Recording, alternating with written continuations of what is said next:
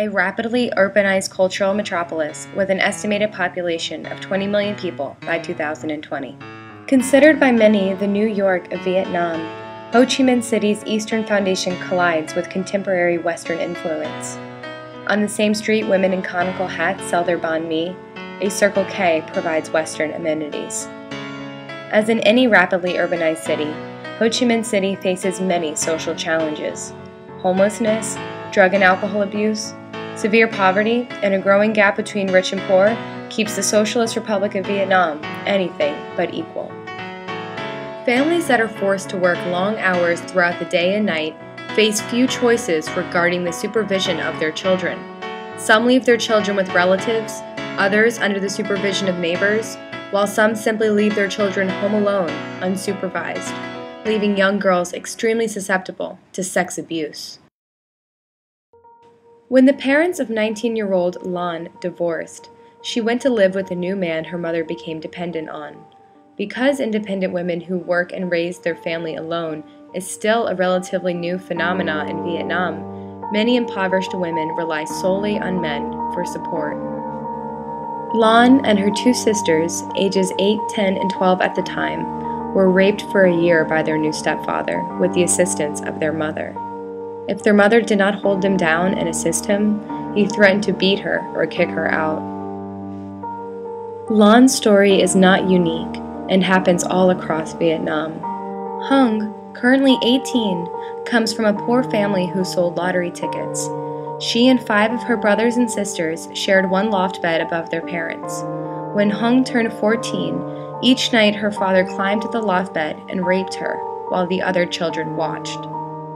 None of the other children said anything to anyone, and if Hung resisted, her father would throw boiling water on her or hit her with a piece of burning wood.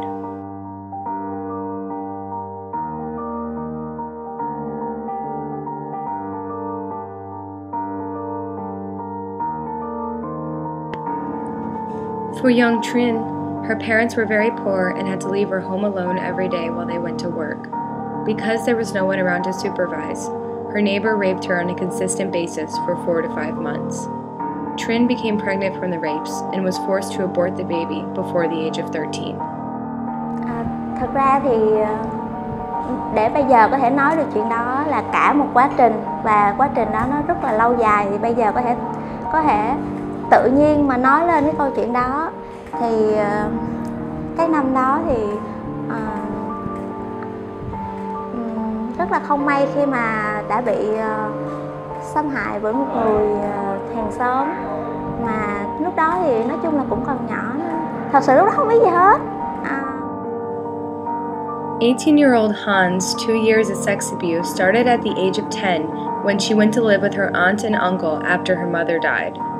Han was raped by her uncle for 2 years and was eventually impregnated by him. One day at the market, after feeling very ill, she went to the bathroom and miscarried a baby. She did not understand what was happening to her, and neither did her aunt, so she was brought to a hospital. Đi lên bệnh viện gia đình, xong rồi người ta mới siêu âm, thì người ta mới hỏi là có ai đã quan hệ với em chưa, thì lúc đầu em nói là em mới giấu, tại vì khi mà ổng làm chuyện đó với em, ổng nói là không có được nói cho ai biết. Thì ổng nói là tại vì ổng cứ mỗi lần mà em làm một cái chuyện gì sai một tí thôi là ổng đánh em rất là sợ. Nhi đồng 2 á, xong rồi lúc đó thì ổng mới vô, ổng mới nói em một lần nữa, ổng nói là đừng nói ai hết. Ông mới nói đừng nói ai hết á. Rồi ông mới nói là nói cái người mà ở trên trường em á, nói ai đã làm em chuyện đó. Ông kêu em nói như vậy, nhưng mà lúc đó trong lòng em rất là khó chịu, em biết chuyện gì xảy ra. Han was very frightened when her family came to see her at the hospital, so she lied about what happened. Xong rồi mấy bác bên nội em vô hỏi thăm em, thì lúc đó em sợ mấy bác em la, với lại mấy bác em cũng nói là tại vì em tự nguyện. Lúc đó em cũng tức lắm. Xong After the incident, her aunt, the wife of the rapist, moved in with Han and another family member. During the day while the other family member was at work, her aunt would beat her and berate her for what happened with her husband. She spent most of her time on the streets, too afraid to go home. In 2007, the Vietnamese government passed the law on domestic violence prevention and control, which came into effect on July 1, 2008. The law legislates the duties of the state, individuals, families, organizations, and institutions in regards to preventing and controlling domestic violence and supporting of its victims. The law also defines what constitutes domestic violence and states that those who perpetuate domestic violence shall either be fined as a civil violation, disciplined, or charged for criminal penalty and have to compensate for any damages caused. However, victims are reluctant to report such cases, and the Vietnamese believe violence to be a private, family-related matter. Despite the law's recent implementation, as of 2008, there were no known cases of spousal rape being prosecuted. Luckily, these 4 girls ended up in a shelter and were rescued from their torment. However, many girls like Han facing this type of abuse run away to the streets, seeing nowhere else to go.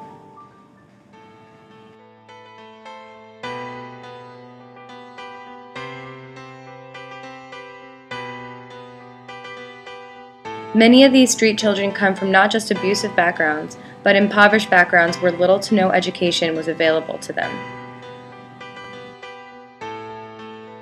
In a poor family where income, of course, is an issue, they're going to have to make a decision. So they're going to have to make a decision. I mean, there's like all sorts of different scenarios. But of course, the first scenario is that you cannot even afford the school fees, which are not huge. For a poor family, let's say $50 a month, $50, $75, whatever, or even $30 extra, it's just impossible. So the kids, even from middle school, a lot of kids are taken out of school. A lot of poor families as well, so domestic violence problems, alcoholism problems, parents who split out and stuff, so the kids are so On the streets with no education or skills, these children often resort to selling lottery tickets or shining shoes for money. For young girls, prostitution is seen as one of the only viable and lucrative options they have to support themselves.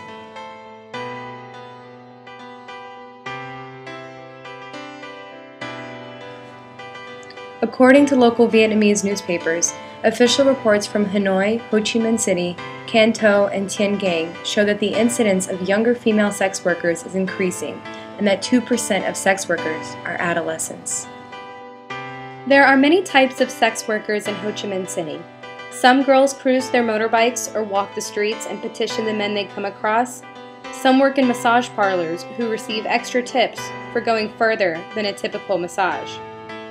Others start in karaoke bars, thinking they have normal waitressing jobs. However, the picture becomes much more complicated once they arrive. Yeah, sure, you're going to be a waitress in a restaurant, but it's not really a waitress, and it's not really a restaurant. And you sort of basically are being groomed to become a hostess.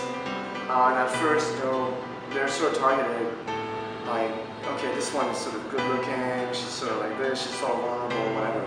So they groom them, they put them in debt, right? They say, oh wow, so yeah, you're pretty, you want to go buy some clothes? So the girl's like, wow, somebody's sort of taking care of me and buying me some clothes, and somebody I know, or she makes a lot of friends very quickly, and there's a bunch of older girls, whatever, it's sort of fun, right? And so they buy her a little necklace, they buy her like a nice shirt, earrings, whatever, some makeup, and whatever, right? And then after a couple of weeks, they say, well, man, you've been spending a lot of money, so we loan you, basically, $200 in clothes and stuff like that, so, so how are you going to pay that back, And that's when the trouble starts. And that's when... Managers of the bar start suggesting to the girls at first that they may want to hang out with the customers. Soon, girls are being asked for sex from their customers. After that, the girls go in many different paths.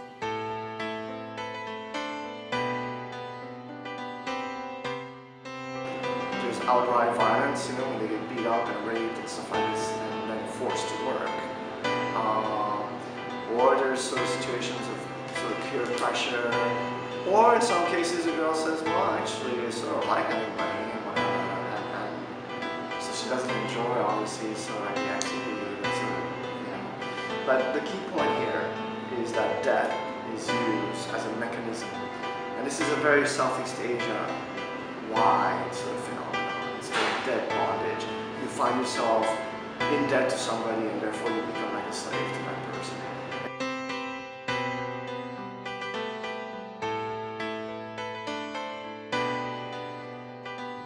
$200 may not seem like a lot, but these girls are deeply impoverished and live day to day. Additionally, they are charged interest on their loans at rates as high as 10% a day. Already groomed under controlling or abusive parents, under this system it is nearly impossible for these vulnerable girls to break out. Many of these girls end up with HIV or AIDS, drug addictions, and many children they are not equipped to take care of. Thus, the cycle of poverty and abuse continues for young girls in Ho Chi Minh City and across Vietnam. Without proper government intervention and sustainable solutions for impoverished and abused girls, sex abuse and prostitution will continue to run rampant across Ho Chi Minh City's historic streets. Girls too afraid and vulnerable to speak about their abuse, and a shame culture prevalent across Asia, keeps most of these horror stories in the dens and bedrooms of twisted families. Without the strength or confidence to speak up, Vietnam's long history of sex abuse and prostitution is likely to continue and become more extreme. In Ho Chi Minh City, Gabrielle Fonrouge.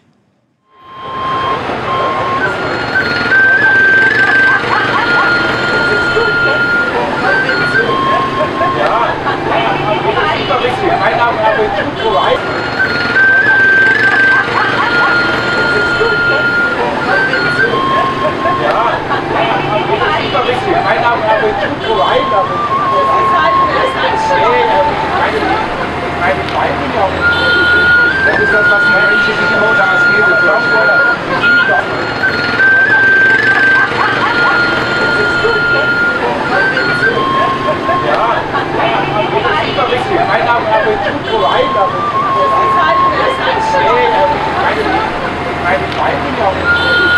Das ist das, was die Menschen sich immer das geht.